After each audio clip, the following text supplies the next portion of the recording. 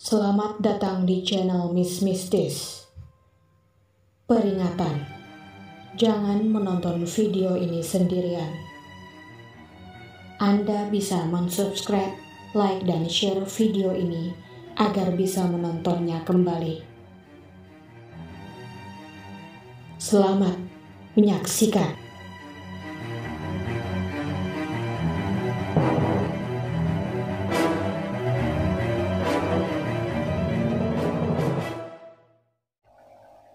Assalamualaikum warahmatullahi wabarakatuh.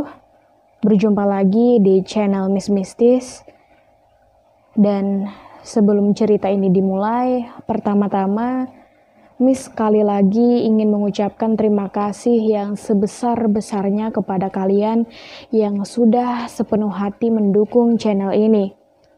Dan bagi yang baru saja menemukan channel ini, jangan lupa untuk klik tombol subscribe, juga bunyikan loncengnya agar tidak ketinggalan video berikutnya. Selamat menyaksikan.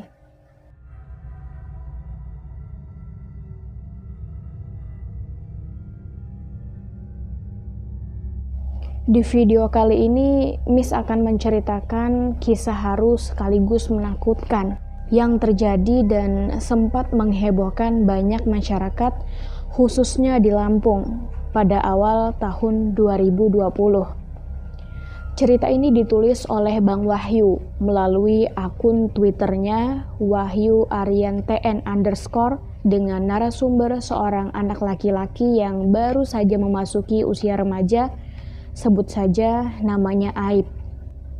Cerita ini berawal saat 7 temannya Aib yang bernama Putra, Novan, Iman, Andi, Bagus, Dede, dan Restu pergi ke waduk bekas galian tanah Kardoyo yang berada di Kampung Kecapi dengan tujuan hendak memancing.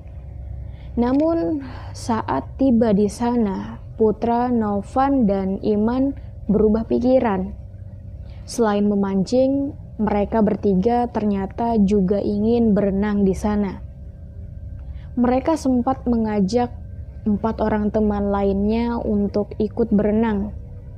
Namun keempat teman lainnya menolak dan memilih untuk duduk diam dan memancing saja. Tanpa menunggu waktu yang lama, mereka bertiga satu persatu menceburkan diri ke air waduk yang memiliki kedalaman kurang lebih 3-5 meter itu. Awalnya semua berjalan normal. Namun suasana tiba-tiba berubah hening dan mencekam saat mereka bertiga melompat ke dalam waduk. Putra, Novan, dan Iman seketika menghilang di dalam air dan tidak muncul lagi. Keadaan itu membuat keempat teman lainnya yang sedang memancing merasa bingung dan ketakutan. Hingga beberapa waktu yang lama menghilang di dalam air, tiba-tiba Putra dan Iman muncul di permukaan. Mereka bergantian meneriakkan kata minta tolong. Suasana semakin mencekam ketika Putra dan Iman berkali-kali timbul dan tenggelam ke permukaan. Seperti ada yang menarik mereka dari dalam air. Menyadari ketiga temannya tenggelam, keempat orang anak yang masih memancing ini pun berlari meminta pertolongan warga di sekitar waduk. Karena mereka tidak ada yang bisa berenang. Mereka berteriak minta tolong secara bergantian. Untungnya tidak jauh dari lokasi ada seorang supir fuso pengangkut tanah di sekitar waduk. Akhirnya mereka berempat menghampiri supir tersebut yang bernama Pak Anton, lalu menjelaskan semuanya dan meminta pertolongan. Sesampainya di lokasi, mereka dikagetkan dengan kemunculan tubuh Novan yang sudah mengambang di permukaan air. Sementara Putra dan Iman sudah tidak terlihat lagi. Namun sayangnya, Pak Anton supir fuso tersebut tidak bisa berenang.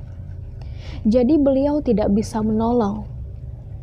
Mereka berempat kemudian memutuskan untuk berlari menuju kampung tempat mereka tinggal yang lokasinya agak jauh dari waduk untuk meminta pertolongan tetangga sekaligus memberitahu keluarga Putra, Iman, dan Novan. Singkat cerita, setelah warga mengetahui kabar tersebut, mereka pun berbondong-bondong menuju waduk dan sebagiannya lagi memberi kabar kepada orang tua Putra, Iman, dan Novan. Sesampainya di waduk, Kining atau pemuda kampung langsung melompat ke dalam waduk untuk menolong Novan, karena pada saat itu hanya Novan yang muncul ke permukaan. Lalu bagaimanakah dengan Putra dan Iman? Tidak ada yang tahu di mana mereka berdua. Saat dibawa ke tepi, Novan sudah dalam keadaan meninggal dunia dengan wajah pucat dan tubuh yang kaku. Tidak lama setelah itu, polisi dan tim SAR turut hadir membantu mencari keberadaan Putra dan Iman. Meski memakan waktu yang cukup lama, akhirnya Putra dan Iman ditemukan. Mereka berdua berada di atas waduk dengan keadaan menancap di dalam lumpur dan kondisinya sama-sama meninggal dunia. Selesai dievakuasi, jenazah mereka bertiga dipulangkan ke rumah masing-masing. Isak tangis mengiringi kedatangan jenazah yang masih satu saudara itu. Yang terjadi saat itu adalah di tengah suasana yang sedang haru, tiba-tiba ada suara teriakan satu orang yang merusak suasana, sekaligus membuat bulu kuduk berdiri. Aku senang bisa membawa banyak anak sekaligus. Ternyata suara teriakan itu berasal dari Mbak Emah. Mbak Emah ini adalah bibi dari Putra dan Novan. Tapi suara yang terdengar itu seperti bukan suara Mbak Emah sehari-hari. Suara itu seperti suara perempuan tua. Dia berbicara dengan menggeleng-gelengkan kepalanya sambil tertawa dengan sorot matanya yang tajam. Kita sedikit flashback ke ceritanya Aib, karena disinilah awal mula misteri itu muncul. Pada jam 5 sore, bersama dengan Zaki temannya, Aib sampai di rumah setelah selesai latihan rutin renang.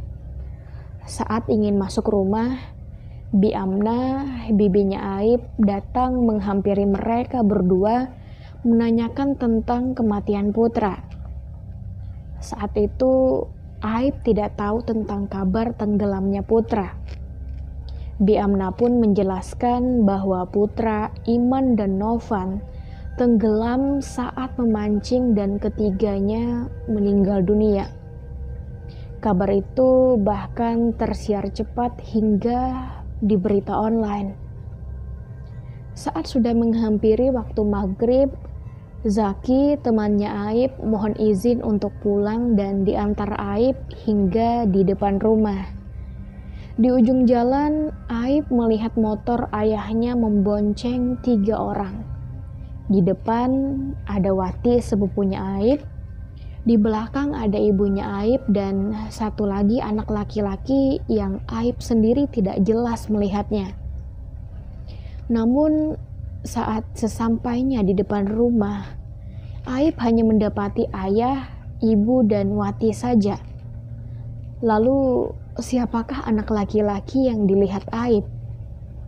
Aib berpikir mungkin dia hanya salah lihat. Saat hendak bersiap-siap sholat, Aib yang sudah lama peka bahkan sedikit mampu berkomunikasi dengan makhluk gaib kembali merasakan bahwa gerak-geriknya seperti ada yang mengikuti.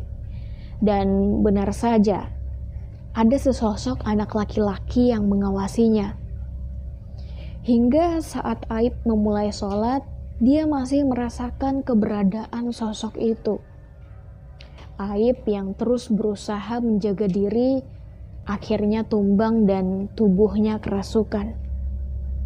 Setengah sadar, Aib merasakan dirinya menangis, merengek hingga terdengar sampai ke telinga ayahnya yang ada di ruang tamu. Mendengar suara tangisan dari dalam kamar, ayahnya pun menghampiri Aib. "Ib, kenapa kamu, Ib?" tanya ayahnya. "Kek, tolong Emput. Emput takut ada orang jahat. Emput gak mau mati." Aib mengucapkan sesuatu yang membuat ayahnya terkejut. Akhirnya saat itulah ayahnya Aib sadar bahwa anaknya sedang kerasukan arwah putra yang meninggal karena tenggelam tadi. Ia tahu kalau itu adalah putra karena putra sering memanggil dirinya sebagai Emput dan memanggil ayahnya Aib dengan sebutan Kek, persis seperti putra memanggilnya semasa hidup. "Kenapa Emput? Kenapa Emput bisa begini? Apa yang terjadi?" tanya ayahnya Aib pada tubuh anaknya yang dirasuki putra. "Nggak tahu, Kek. Emput cuma berenang aja. Lalu Emput nggak merasakan apa-apa lagi," kata putra sambil terus-menerus menangis. Setelah mengucapkan itu, Aib kembali sadar dan ayahnya meminta Aib untuk melanjutkan sholat, lalu istirahat setelahnya. Selesai sholat, Aib mencoba istirahat di ruang tamu sambil memikirkan kejadian yang dialaminya tadi. Hingga waktu yang lama, Bang Yadi, kakaknya Aib, pulang ke rumah dan setelah itu Aib kembali kerasukan. Putra yang merasuki tubuhnya Aib hanya menangis dan mengatakan jika dia ketakutan. Setelah Aib sadar, ayah dan ibu serta Bang Yadi, kakaknya Aib, berniat memberitahu kabar tersebut kepada orang tuanya putra. Saat mereka sekeluarga sedang berbincang, saudara Aib yang bernama Mbak Nur dan suaminya tiba-tiba datang ke rumah untuk bersilaturahmi. Dan ternyata saat itu juga tetangganya Aib yang bernama Anto datang ke rumah mereka karena ingin mengetahui tentang kejadian meninggalnya putra Novan dan Iman. Setelah lama berbincang, mereka yang sebelumnya sudah dijelaskan dulu oleh ibunya Aib, akhirnya juga ikut merasa penasaran. Aib pun berniat menghadirkan putra kembali agar mereka bisa mencari informasi sekaligus menanyai putra tentang tujuannya mendatangi mereka. Dengan memejamkan mata dan merapalkan doa, akhirnya putra kembali datang ke tubuhnya Aib. "Put, jangan nangis terus. Coba ceritakan kamu kenapa?" tanya Mbak Nur. "Nggak tahu. Emput cuma berenang, tapi nggak tahu malah sampai mati. Tolongin Put, Emput belum mau mati," kata putra sambil merengek menangis. "Saya kasih tahu ayah dan mama Emput ya kalau Emput ada di sini," tanya Mbak Nur. "Jangan, Emput takut mereka marah. Emput nyesel udah berenang." "Gak bakal dimarahin. Ayah dan mama Emput sayang sama Emput. Emputnya jangan nangis." "Kenapa Emput malah kesini? Kenapa gak ke rumah aja di Kecapi?" tanya Anto. "Emput takut. Di sana ada orang jahat yang nungguin Emput," jawab putra. "Orang jahat? Siapa yang kamu maksud?" tanya Anto lagi. "Emputnya takut sama orang jahat itu. Emput mau di sini dulu sama Aib," kata putra. Setelah itu Aib kembali sadar. Aib kemudian melakukan sholat isya dan makan malam sebelum akhirnya tidur. Selama sholat dan makan, putra masih terus mengikuti Aib hingga Aib tertidur. Keesokan harinya adalah hari di mana ketiga temannya Aib, yaitu Putra, Iman, dan Novan dimakamkan. Aib melihat ayah dan ibunya sedang ngobrol dengan Mbak Nur dan Mbak Yati di depan rumah membahas kejadian tadi malam. Aib yang baru saja tiba di depan rumah tiba-tiba dirasuki lagi oleh Putra. Putra masih merengek menangis ketakutan karena belum mau mati. Dia memohon pertolongan dan merasa takut karena pada hari itu jasadnya dimakamkan. Singkat cerita, 2 hari setelah prosesi pemakaman ketiga temannya Aib, Putra masih terus bersama dan mengikuti Aib. Bahkan Putra sendiri menceritakan kondisinya sekarang yang sangat jauh berbeda dibandingkan dengan saat dia masih hidup. Pada malam hari saat hendak pergi tidur seperti biasa, Putra masih terus mengikutinya. Aib yang sudah tertidur tiba-tiba terbangun karena merasa kedinginan akibat selimut yang dipakainya terbuka. Namun bersamaan dengan itu, saat Aib membuka mata, dia terkejut dengan apa yang sedang dilihatnya. Dia melihat sesosok perempuan tua dengan wajahnya yang rusak melayang tepat di hadapannya. Sesekali sosok itu menggeleng-gelengkan kepala seakan sedang berbicara kepada Aib. Aib yang terkejut tentu saja refleks ingin cepat bangun dan berlari meninggalkan kamarnya. Namun sayangnya Aib merasa badannya seperti terkunci dan sama sekali tidak bisa digerakkan, bahkan saat ingin berbicara pun tidak bisa.